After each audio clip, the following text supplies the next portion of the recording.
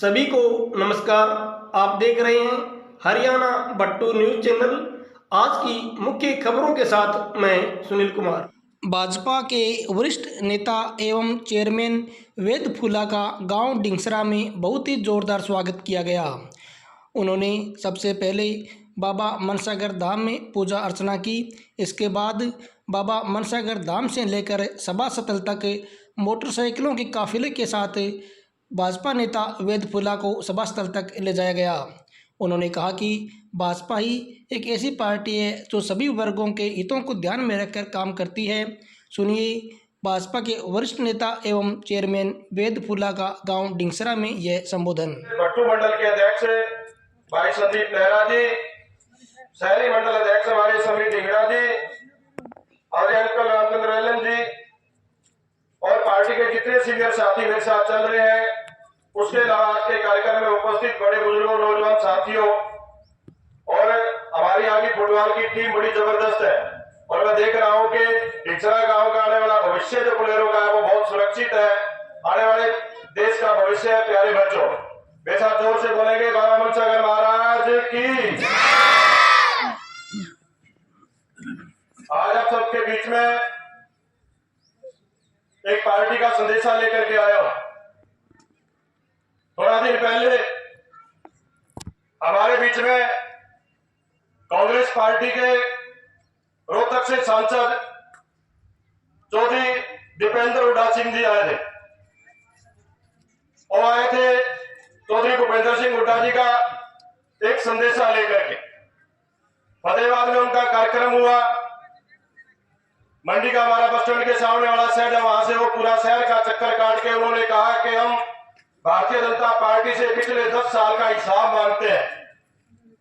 तो मैं आज आपके गांव में बाबा मनसागर के चरणों में प्रणाम करके आदरणीय हमारे पूरे फतेहाबाद जिले के फतेहाबाद शहर की मीडिया मेरे सामने उपस्थित, इनका भी अभिनंदन और मैं स्वागत करता हूं। आप सबके बीच में मैं भी 2-4 क्वेश्चन जो है कांग्रेस पार्टी के नेताओं से और कांग्रेस पार्टी के जो अपने आप को अलग अलग मुख्यमंत्री कहते हैं उनसे करना चाहता हूं। गांव डिंगसरा के बड़े बुजुर्गों, नौजवान साथियों, अब जो कांग्रेस पार्टी है कह रही कि हरियाणा प्रदेश में हम सरकार बनाने जा रहे हैं और कई बार तो कहते हैं कि हमारे पास 2400-2500 आवेदन आ गए हैं। मैं ये पूछना चाहता हूं कि विधानसभा इलेक्शन से पहले लोकसभा इलेक्शन हरियाणा प्रदेश में हुआ और इस इलेक्शन में जिस तरीके का भ्रम फैलाया गया कि भाई कांग्रेस की अगर राज आएगा तो इस देश के अंदर मोदी जी जो है जो संविधान को खत्म करना चाहते हैं, हम उस संविधान को खत्म नहीं होने देंगे। दूसरा, कांग्रेस पार्टी के युवराज राहुल गांधी जी ने एक नारा दिया कि हमारी सरकार बनती है तो 4 जून को रिजल्ट आएगा, 1 जुलाई को आपके खाते में 8500 रुपए खटाखट कटाएंगे। सुने होगा ना खटाखट का? सबने सुने ना जी? किस किसने सुना है? हाथ ऊपर करें। सबने सुना है। और आज क्या होता है कि कहावत भी बन रही है, किसी ने 10,000 रुपए लेने हो ना तो कहता है भी एक खटाखट दे दे, बाकी 1500 दे दे। लोग कहते हैं ये वाली बात, यानी कि उन्होंने झूठ का भरम फैला करके हरियाणा प्रदेश के अंदर 5 सीटें जीत ली। लेकिन ये विधानसभा चुनाव है। इस विधानसभा चुनाव के अंदर पाई का हिसाब ग्रामीण क्षेत्र में रहने वाले, शहरी क्षेत्र में रहने वाले प्रत्येक वोटर जो है वो मांगने का काम करता है। मैं भूपेंद्र सिंह हुड्डा जी का 10 साल तक राज रहा। आज मैं डिंगसरा गांव के चौक में खड़ा हूं और इस चौक में आकर के कांग्रेस पार्टी के नेता भी आपके बीच में बोलेंगे। मेरा डिंगसरा गांव के बड़े बुजुर्गों, नौजवान साथियों से एक निवेदन है कि आप उनसे पूछना कि 2004 से लेकर के 2014 तक डिंगसरा गांव में आपने कितनी नौकरी देने का काम किया। पहला मेरा क्वेश्चन ये है। और भारतीय जनता पार्टी का राज आने के बाद आज डिंगसरा गांव में सरपंच साहब कितने बच्चे लगे? 50-60 बच्चे। सरपंच साहब कह रहे हैं कि 2014 से लेकर के 2024 तक डिंगसरा गांव में 50-60 बच्चे लगे। ये मैं नहीं कह रहा, गांव के हमारे सम्मानित सरपंच साहब कह रहे हैं। अगर पिछले साल माननीय मोदी जी की सरकार में, नायब सैनी जी की सरकार में डिंगसरा गांव से 50-60 बच्चे लग सकते हैं तो 2004 से लेकर के 2014 तक डिक्सरा गांव के बच्चे क्यों नहीं लग सकते थे? ये मेरा पहला सवाल है कि वो बच्चे कहां, उनकी नौकरियां कहां चली गई? आप जानते हैं कि वो नौकरियां किन्होंने ली? वो नौकरियां ली कांग्रेस पार्टी के जो नेता थे, उनके रिश्तेदारों ने, उनके साथ घूमने वाले, उनकी गाड़ी पर कपड़ा मारने वाले या उनकी दुकान का शटर उठाने वाले उन लोगों ने, या नौकरी उन लोगों को मिली जिन्होंने थैला लेकर के उनकी दुकान पर जाकर के पकड़ाया, यानी कि पर्ची और खर्ची से नौकरी देने का काम किया भूपेंद्र सिंह हुड्डा जी के राज में। उसके बाद में मेरा अगला क्वेश्चन ये है, आज मेरे सामने बड़े बुजुर्ग बैठे हैं, बड़े बुजुर्गों की जो तनख्वाह है वो दाऊ देवीलाल जी ने 1987 में बनाने का काम किया था, और जब हमारा राज आया हरियाणा प्रदेश में तो 2014 के अंदर हम 87 से लेकर के 2014 तक का अगर जिक्र करें तो 27-28 साल हो जाते हैं। इन 27-28 सालों के अंदर बुजुर्गों की जो पेंशन थी वो 100 रुपए से 750 रुपए होने का काम किया सिर्फ, यानी कि भूपेंद्र सिंह हुड्डा जी के राज तक बुढ़ापा पेंशन 750 रुपए थी।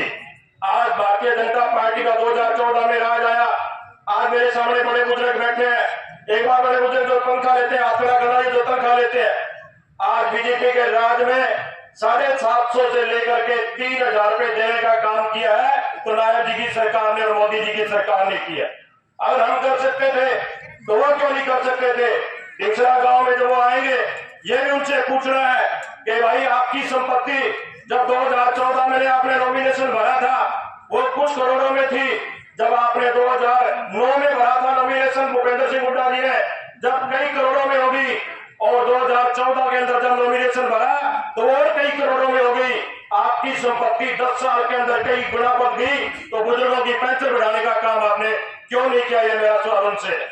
और मेरा तीसरा सवाल है, ये गांव के बड़े बुजुर्ग बैठे हैं, 2014 से पहले हरियाणा प्रदेश के अंदर जितने भी चुनाव हुए 1 नवंबर 1966 को हरियाणा प्रदेश पंजाब से अलग हुआ था।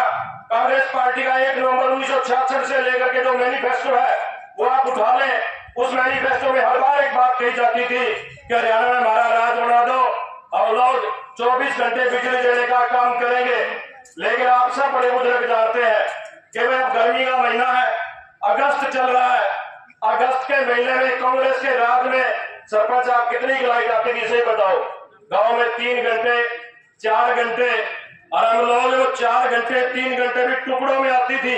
हम लोग बिजली घर में जाकर के कहते हैं कि भाई सवेरे बिलोड़ा होता है, उस टाइम तो लाइट छोड़ दिया करो, शाम को माता बेटे बहने रोटी पोती है उस टाइम तो लाइट छोड़ दिया करो। यानी कि वो सिर्फ गप्पेबाजी और घोषणा करके आप लोगों का वोट लेने का काम करते थे। लेकिन आज हरियाणा प्रदेश में 2014 से बीजेपी का राज है। गांव डिक्सरा के बड़े बुजुर्गों बताओ कितने घंटे लाइट आती है? कितने घंटे आती है? 24 घंटे। जय साहब 24 घंटे लाइट आती है। 24 घंटे लाइट 2014 से लेकर के अब 2024 तक आ सकती है, तो 2004 से लेकर के 2014 तक क्यों नहीं आ सकती थी? ये काम जो था कौन कर रहा था? ये काम उनको आप लोगों के वोट लेने का सिर्फ चस्का था, वोट लेकर के जा करके सिर्फ अपनी जेब भरने का वो काम करते थे।